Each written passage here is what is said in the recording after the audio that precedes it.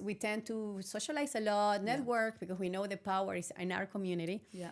And it tends to have a lot of these elements that creates distraction in our body, like alcohol, smoking, vaping. It's Yeah. crazy the amount of vaping that Yeah. we see in Dubai. Yeah. So I'm wondering, in terms of longevity, which one will be the number one tip that you would suggest for anyone that wants to start a strong habit? Yeah, it's interesting because, the topic about longevity, again, I look at longevity as one of those Western things where we have to put a name on things like fasting and for things we've done for thousands of years, right? But I think it escapes a lot of people that the number one thing that you can do for your health and well-being is not the food. It's not the exercise. It's not even sleep. It's your relationships. Actually, the power of your relationships will affect whether you get a good night's sleep or whether you're so stressed emotionally, mentally, that you can't sleep at night. The bad boss, the toxic relationship, the partner, the family member. What one habit would you change this month to perform better without burning out? Hello, and welcome back to Back into Alignment, the podcast where we sit with thought leaders and change makers to bring practical wisdom into everyday life. Today, I'm so excited to welcome Elika, energy optimization coach, keynote speaker, and founder of the Health Concierge. Elika blends evolutionary biology, quantum physics, and longevity science into real, usable habits that help high-performing individuals to stay into the top 10% of leaders globally. She's been featured in Channel News Asia, The Straits Times, and more. Elika, welcome. Thank you so much for having me. I'm so excited that we finally get to do this together. Yes, it's been a long time. Actually, we met in Singapore. Yeah. And I was literally sitting in Dubai in a restaurant, having tea with my friends. I was sharing the story, like, in Dubai, you literally sitting in a restaurant and all of a sudden somebody comes and say hi to you. Like, I have met so many people here. And then when I say that, you literally pop on right on the door, like, hi. I was like, as an example, we got here, Elika from Singapore. And you're like, yes, I'm here, I'm testing, I probably will be moving here. And then now you are at the studio talking to me. Wow. It's crazy. Welcome to Dubai. Yeah, it was like week 1 or something. And I'm literally walking into a tea house and see you sat there. Amazing. Yeah, it's just all about alignment. And Yes. yes, Back into Alignment podcast is about understanding that life is in cycles. And we all are in a beginning, closing cycles. And it's all about coming back into alignment to be able to understand if we're actually following our purpose or if we are distracting in the way. So today I thought that, I'm going to have Elika to share her story, especially with the specific passion that you have, that is very specific. Not everybody is able to notice the power of energy. Yeah. And just to share with leaders, because I tend to attract leaders very easy. I tend to attract those people that are not only creating an impact in their individual life, but also in the community level. It's something for me, it's been transformative to inspire me to be better, to actually combat depression, and to actually know that I rely on my community. Yeah. Because I'm an expat for the last 21 years, and community is all. Yeah.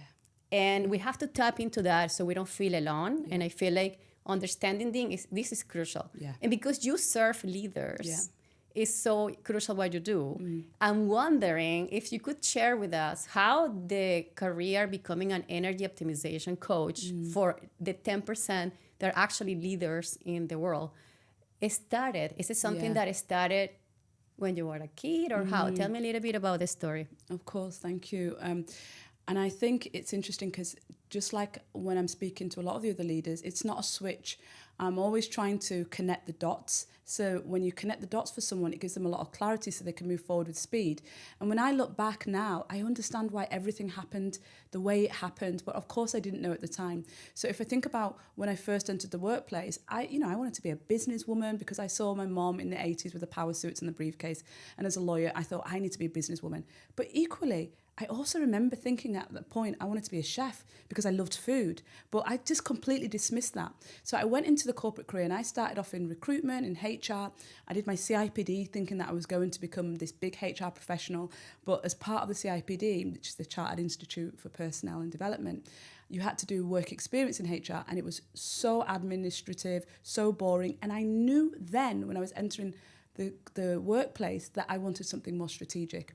So I ended up doing a bit of HR, recruitment, and then finance consulting, HR consulting, and I essentially left with corporate burnout. So when I left my career with corporate burnout, it was when I was recognizing that I was looking to my boss and to everything outside of me for all of the answers and for all of the recognition. And that was leading me to do actions like first in, last out. And obviously my physical body just said no. So in that first burnout, I did exactly what I see most people do. I went looking for answers in mainstream health. And that came from dieting and exercising and more of that and thinking that will get me the answers. But I remember the day that the first functional medicine doctor that I ever spoke to sat down and said, I'm going to tell you something you're not going to like, but you're going to have to exercise less. And she said, and your blood work is not good. And this is what it means. And so I started connecting the dots. That led me to understanding the power of food as medicine. And when I started to understand how food could fundamentally change how my body operated, I knew I needed to change the world with it. And so I studied the largest nutrition school in the world, studied 56 dietary theories, only to learn that they pretty much fall into 3 categories. And I started my executive health coaching, wanting to help others. I was that person that's like, oh my God, you've got to be careful about what you eat, all of these things. And then I opened what was Singapore's first refined, sugar-free, whole foods, organic restaurant. And that's how I met you. That's how we met. Absolutely. And that was Kitchen by Food Rebel. And I was serving the community. I was serving all the gyms around me, creating meal plans for them. I was doing catering for all of the multinational corporations. I trained as a plant-based chef to be able to run my own operations. I was also training other chefs and running masterclasses and workshops in the evening, as well as my coaching business. So it'll come as no surprise when I told you I had my second burnout. Yes, wow. So I remember in 2016, I moved to Singapore. I was a freak about health to the next level. Yes. Competed for 6 years in fitness shows, and I was all about nutrition, especially because I knew that was the key to maintain the health. Yes. But I was really extreme, to be honest. But your place was the top place for sure about holistic approach. Yeah. It was a keto place with all of these great sources for athletes and for people that just wanted to decrease inflammation. So I was really, really nice resource in that moment. Yeah. And then it happens that after all of this time, we both end up in Dubai. Now we're sharing these. But let me add to that, Jo, because honestly, this bit was where when I had my second burnout, where I actually realized that my journey just started. Because even though that seems like there was a lot into that, when you asked me, how do I become an energy optimization coach? It was that moment, my second burnout. Because my second burnout was when I went looking for answers all over the world, studying from the indigenous populations, the Maoris in New Zealand, the Aborigines, 3 months doing plant medicine with the Costa Ricans, Ayurveda, learning all of the principles, and 12 years studying Chinese traditional medicine. So what I realized at that point was I had only been working on the physical body. So that's why I had my second burnout, because I'd not done the inner work. So you mean when we were in Singapore, you were focusing on only the physical body, the surface? That's it. And then what was that point that triggered you to go deeper in that learning? What was the point? Yeah, it was when I realized that I was asking myself, how could I have left my corporate job, be trying to help the world with what I was trying to do with the restaurant, and it becoming at such a big expense. At this point, I was seeing a huge breakdown in my physical health, also my relationships. It was coming at a big expense. But yet I knew I wanted to just serve people. So when I went on the studies all around the world and spent this time with Indigenous, the message was very clear. The West had been teaching me how to take care of my physical body, diet and exercise. But the East, the ancient wisdom, the elders were all teaching me about the mind and purpose. And so taking that time to see the difference made me understand why I had the second burnout, because now I was running my own business, now I'm wanting to serve people, but I was doing it still with limited beliefs. And the belief that I held, that was the main belief, was I had to work hard and not smart, because that's the belief I'd carried through from childhood. And from probably family, totally understand. Now, in terms of right now, we are in Dubai and there is a lot of burnout situation here. We hear a lot of people that are passing through physical illness, mental illness, depression, anxiety, addictions of particular substance or elements that keeps you addicted to work. It's a typical thing, right? Yeah. Like, I gotta work. I'm busy of being busy. Yeah. So like, what are you busy on? Like, Yeah. that doesn't make sense. So my question is about managing time versus managing energy. Those two converse together. And as a leader, especially because I tend to connect to leaders, so I never feel like a freak, because once I'm around my community, it's like everybody's in the same speed. Yeah. We all we have so much power and so much flame. So I'm wondering, how would you help someone that has an issue between managing time versus managing energy? Yeah, it's great because it's the fundamental of what I do. So one of the areas that I really work on is your beliefs, right? So you already know, but I have a framework that I work with called the energy reset recipe. So there's four pillars, but let's just talk about the mind and self-care, which is one of them. So the belief that you have when you focus on time is coming from all the education system that we were all under. And yes, the education system is changing, and we have Steiner and Montessori that started to make some of that change. But all of us went under the same system that came from Newtonian science. Isaac Newton was a brilliant scientist, but what he taught us was that time was linear. And because of that, if you were a gifted child, for example, and you were like, and you are this example, so I love this. This is literally, you're like, okay, I can skip years. Actually, your mother was like, okay, she's got this. Let's just skip her. But in Newtonian theory, you cannot skip, even if you're a gifted child. You can't go from 1 to 3. You have to do 1, then 2, then 3. Most people are living their line in that linear fashion. Okay. And one little break for people to understand. Because Elika and I, we know each other for 8 years. I didn't study grade 1 because my mom prepared me intellectually to be ready, so I knew how to count. I knew how to read the clock, the time, the colors, everything. So the teachers decided to skip me to grade 2, which it actually makes me skip of a social interaction of all what it takes to be related to kids for the first years, which actually affect me in a belief system that I created.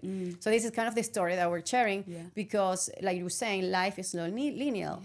So go ahead. So when you look at everything, like I want to be at the top of this company. Okay, I have to do this degree for 3 years, then I have to do 2 years in this junior position. And so we're all doing it subconsciously because that's the educational system that has taught us everything is linear. However, when we look into quantum theory and we look at what Einstein taught us, Einstein, just another brilliant brain, has taught us that it isn't linear, that we have quantum theory. And so there is an infinite possible abilities out there, solutions out there, but we have to align with those. And it's so funny now because we look at some of the accolades that have been received through some of the leaders in quantum physics, and they're all trying to break it down to us in the most simplest term, but quantum physics is not the easiest. So when I work with a client, what I'm looking for is, what is one quantum leap that you can make? Because I have to simplify it for them. And a quantum leap, it can be where you are looking at something and you think it's linear, but because it's not fact, it means it's a story. And if I can find you creating a story, then I can find another story that gets to be true for you. And because I've spent over 10 years working with leaders, I have many stories of different ways how different people have done it. So it's easy for me to get you the quantum leap. Once we get you a quantum leap in an area that you don't think is possible, you start understanding that actually it's not about the time that it takes, it's about my energy and my energy being aligned in the way that I do it, and you start doing that faster. It's easy to say, but actually I'm a true example. Basically, I spoke to Elika and we had this conversation about where I am taking the energy from, where I actually infuse more energy, and where I actually get drained. And then we realized that having this podcast for 8 years has been my passion. It's been a way for me to connect to leaders. It's been a way for me to ask and prompt questions for me to learn. And right now, like Elika said, why don't you just do it in a bigger level and do that quantum leap? It may take you to the next level. And I was like, you know what, if I feel good when you said that, it feels good, it feels like that's what I gotta do. And then we're here now expanding our message globally. So I think totally it only takes one action to start stepping into what really infuses that energy that is actually effortlessly. You don't feel drained. So that's kind of one of the things that you talk about when people are burning out. And one question related to supporting the high achiever, especially women. They're really high achievers. They're mothers. They're business owners. When what do you think is that moment where they actually tap into the pause button and just rest? So especially when we talk about women, so again, I look at everything through the lens of energy, because every single thing is energy, right? This episode is brought to you by Rejuve, your go-to for tools that support health, energy, and performance. Today, we're talking about the compression boots, perfect for fast muscle recovery and lymphatic drainage. These boots gently compress and release your legs to boost circulation, flush out lactic acid, and reduce soreness. You can learn more about this in the website, and also remember that we have a special code for a special discount. Sound that you hear receiving through your ear is frequencies of sound wave, which is energy. The chair that holds and supports me is energy. Everything I've consumed this morning is energy. So it's easier to look at life through the lens of energy when you understand that. Now, when I look at women, one of the biggest ways is to also look at them from energy. So I know that women, one of the reasons they're burning out is because they're working in a linear fashion where they add on all these responsibilities in a linear way. So now I've got my career and my children and my home and my family life and my relationships, and they're building all these on to a body that is designed to work in a cyclical nature, not a linear nature. So one of the first things that I love to do with women is to teach them infradian rhythm, which is how a woman's energy is governed by the 28-day cycle that is the moon. And once we do this, it means that I fundamentally can change the way that they think about their work, how they eat, and how they exercise to a natural rhythm that their body is designed. So if you imagine that the woman's chemistry of her brain changes by 25% in 28 days. So if that's a woman that's being sent for a pitch to an investor or doing a presentation or trying to land a big project on the wrong week, you're setting her up for failure. Now, a physical body of a woman, she has less than 8 times testosterone than a man. So remember that testosterone is the hormone for drive and motivation. If you have 8 times less and you're still trying to operate in the same way, where are you getting that energy from? Well, you're getting it from your adrenals, you're damaging your endocrine system, your metabolism. And so when we understand that women's reserves are different, then again, we can get them to operate within their own natural reserves and with their superpowers. And a woman's superpower is her intuitive nature. So she doesn't need the testosterone because, look, I mean, just look at a woman. She's literally keeping an eye on the kids. She's cooking. She's thinking about something all at the same time. Yeah. So this is how we work with women in a natural way that feels more harmony and still get some success. Well, look, you are dropping bombs of wisdom because a lot of people ignore that, especially men. It's like, come on, let's go. Like, what do you mean? Like, I'm on my period, so give me a break. I literally in cycles, like I am following the full moon tides, and it's just, we are definitely very changeable constantly. So I totally understand, and I think it's important to know that particular times of the month, we should be more aware about where and how we can rebalance the energy, perhaps within the period time, being more alone, more reflective, and maybe connecting to and write contracts in specific times, which actually it could definitely create a big difference.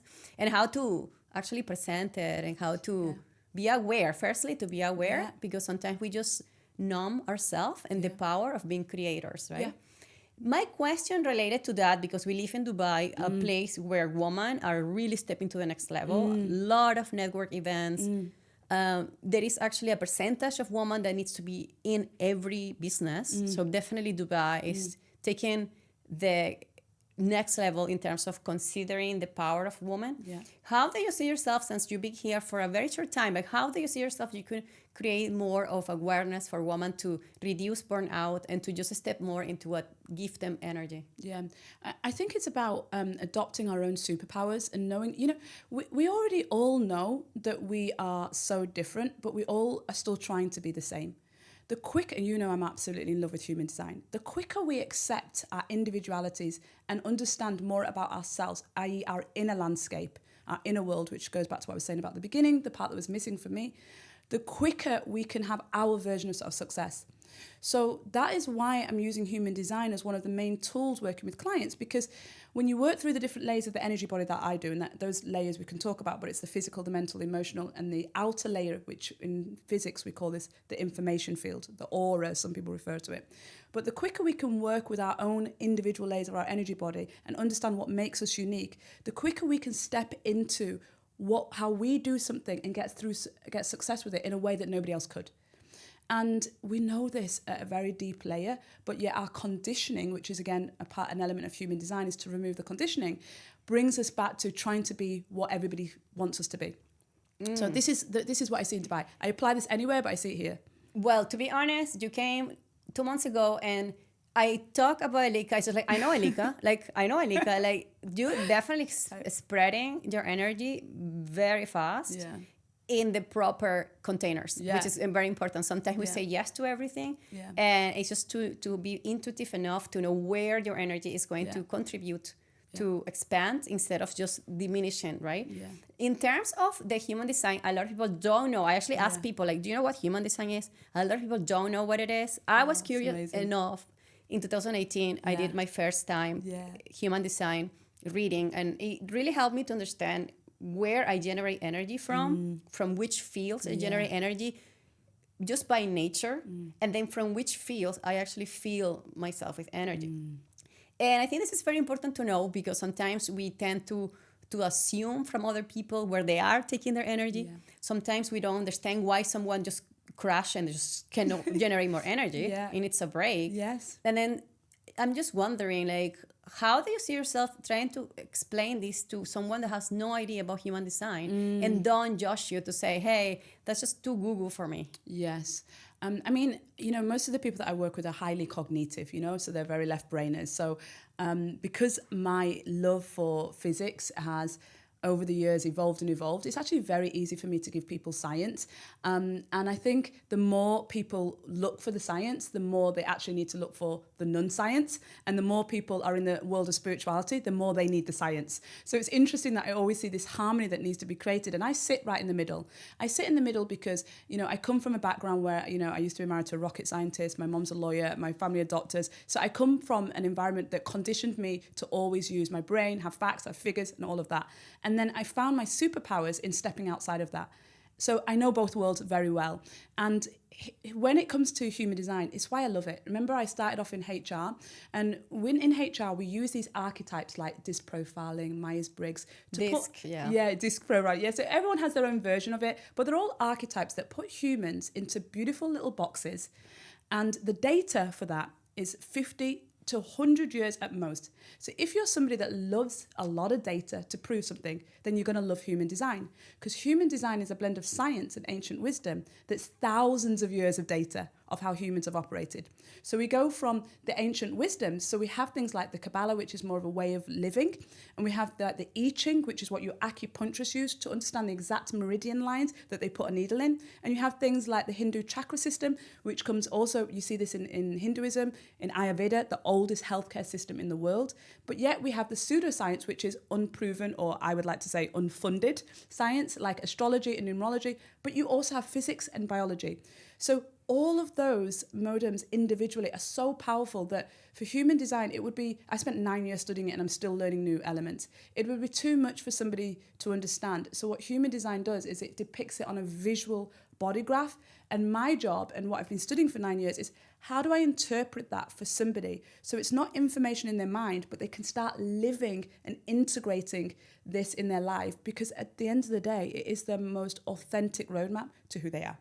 Yeah, it's just make it simple, because sometimes it's just complicated. So after 2018, I kind of disconnected myself from that. I knew the basics, and it really helped me, especially because I knew also some of the human designs of my surroundings. So it's like, okay, I understand this person more. So, but this time, the way how you explain it to me, it was much clearer. It's like giving me a compass. Like here you have the compass. You are free to follow. So I think that was very easy, and just to simplify life to like, okay, I just focus on this and this, simple, easy. So I think that's what we all need. And sometimes it's just a shift of an action that can take you to just be aligned, come back into alignment as this podcast. Now, in terms of you in the arena of health and food, look, I love cooking. I love cooking. If anyone would ask me, what would you do when you have free time? Cooking for my friends. I just love cooking. The process of cooking, the process of serving the food and see everyone in the table, having a good conversation. I love that. So I'm wondering for you, like coming back into that very first business that you had about cooking Yeah. meals, and also having these community dinners where you could connect to executive. I'm wondering, how do you see that in Dubai? Because Dubai, we have top restaurants. Yeah, I'm doing a lot of work already. I'm working with UAE's fastest growing food and nutrition delivery business. And, I'm already, working with proposals for some of the largest hotel brands here. So it's super exciting for me to see what is available out here and what people wanting to do. But I'm seeing the same things that I saw 10 years ago. I'm seeing the same things I saw in 2015 when I opened Food Rebel. Same thing, you mean like challenges? The same challenges. And let me share what it is that when it comes to food, I'm going to say that the same problem with food is what we're having in everything. We have evolved so fast, but we're not like AI or technology. Human beings cannot evolve that fast. And so our body is designed, our organs, our muscles, our tissues, our thinking, everything is designed for us to operate in a certain way. If we just look at the brain, our primitive part of our brain, the lizard part of the brain, is literally still in survival mode. When you sit in the car and you think you're going to be sat here for an hour in the traffic jam of Dubai, it's like, I'm going to die. It's having the same reaction that it had 40,000 years ago. So when I look at food, one of the biggest challenges that Dubai, the UAE has, that Singapore had, that all over the world has, is that as we've evolved as cultures, as we've modernized, as we've got more wealth, we have followed a very Western principle. In the West, I'm going to say specifically, we follow the US. And so what that has meant is the US now eats 60% or more of highly processed food. That is food that is far away from our original source. If, as a mammal, humans are mammals, just like every mammal, you eat the wrong diet, you cannot expect the body to operate. So you do not feed your dog chocolate because you know it makes you sick. But when you eat processed foods in abundance in that way, you cannot thrive. You cannot energetically expect your body to operate. So what we're all having to do is, what I brought out in Food Rebel when I opened was to eat our ancestral foods, which is to go back to eating our most traditional foods. So when I look at Dubai, I look at the food that we're eating, and it's so away from every single person's traditional foods. And the more developed the nations here, the more developed their nationalities. But we have 180 nationalities. Exactly. And the more developed they are, the more they are further away. And yet, what's brilliant here is the traditional food, the cultural food, and let's just keep it general and say Arabic food, that's actually not so far away from its original origins. Yeah, so it's delicious. It's delicious, but let's be real. Some good steak and fries can be delicious. A burger, a pizza can be delicious. But what I love is when the traditional food is delicious and it's still based on whole foods. They're still using olive oil here instead of vegetable oil or sunflower oil, right? Yes. But then I'm sad when I had my Emirati coffee the other day, and she's like, "Do you want oat milk?" I'm like, "Oat milk?" I know they want to create this alternative, right? No, but definitely, I feel like the Emirati food is very authentic, but kind of like a Mediterranean. It has, absolutely, depending where, right? Like the Lebanese food is very Mediterranean, oil, of course, right? It has hummus, chickpeas, good sources of protein. It's really good.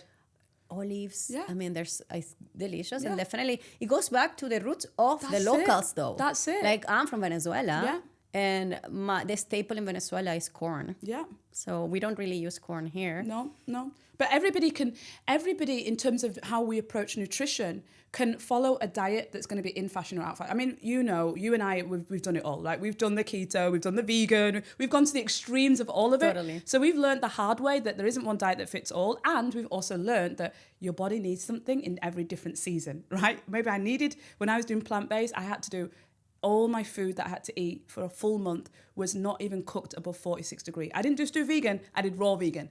And now I'm more carnivorous, right? So we change. However, every single culture can go, okay, I hear in the diet industry that I need to eat fermented foods. What's my fermented food?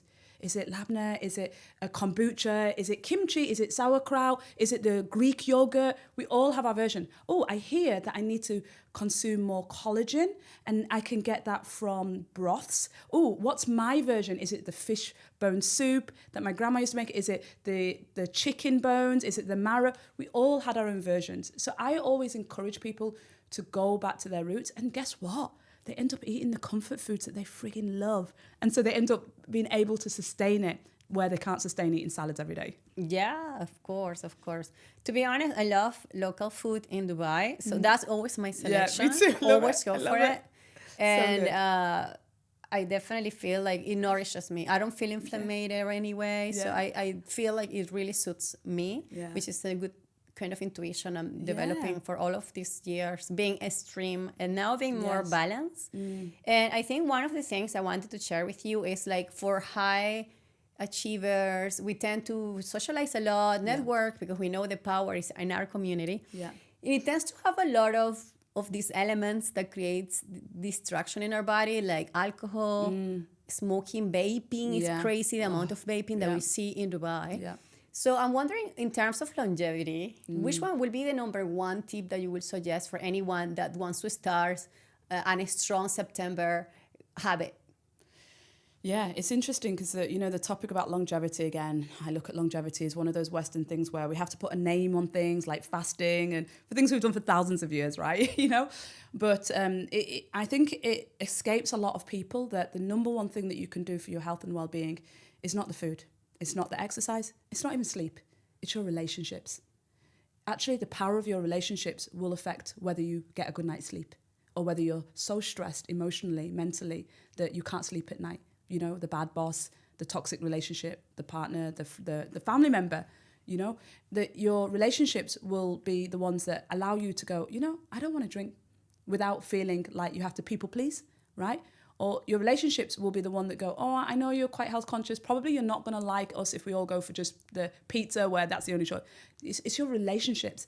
And so when we study the communities all over the world, the blue zones that have the centennials, people over 100, what we know about them is community is such a big part of how we live. And today, you and I will have different names for it. We'll say, we're going to bring this entrepreneur community together, or, we'll call it community, or last time we used to call it tribes. But it's all the same thing. It's the power of people and the fact that we are social creatures coming together for our survival.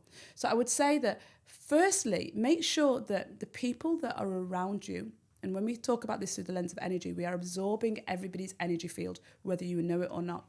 Make sure that the people that you spend the most time with are representing who you want to be, where you see yourself going, or at least they are striving for that journey. Because if they're not, it's going to be very difficult for you to optimize. And then you can look at the other areas. Next, I love to look at sleep. Yeah. And when you look at sleep, I look at, so I always do a sleep hygiene plan for my clients. And what I look at is what's stopping you from getting good sleep. So not your sleep per se, but what's stopping it. So good sleep starts in the morning, doesn't start at night. It starts in, do you get your eyes in the receptors of the sun within 1 hour of waking? Because if you don't get the trigger of the hormonal reaction that we need to start that circadian rhythm going. Melatonin. Yeah, exactly. And it's actually melatonin is in the evening, so that's that hormone that's going to get you the deep restorative sleep. But what you need is the vitamin D that's like a light switch on in the body. And we got a lot of vitamin D in Dubai. Right, but we have a lot of people hiding from the sun.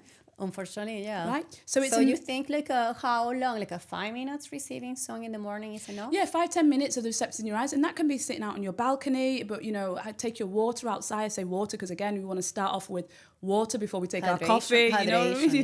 So there's all of these things, but there's a whole schedule for this. But good sleep starts the moment you wake, and how you start off all of the triggers that are naturally in the body that are going to get you in that circadian rhythm. 100%. Yeah. I totally believe the sleep is the base of health. Yeah. And it's something that we neglect a lot. Yeah.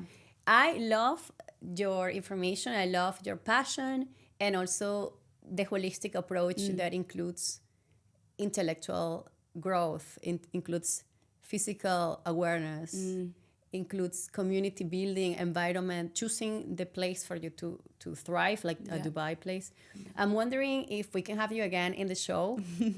I'd love to have you and share more about how your journey opens in the next season. And I welcome everybody to follow your LinkedIn, to follow your website, and to be in touch with you, especially if you feel that you're not really at your 100%.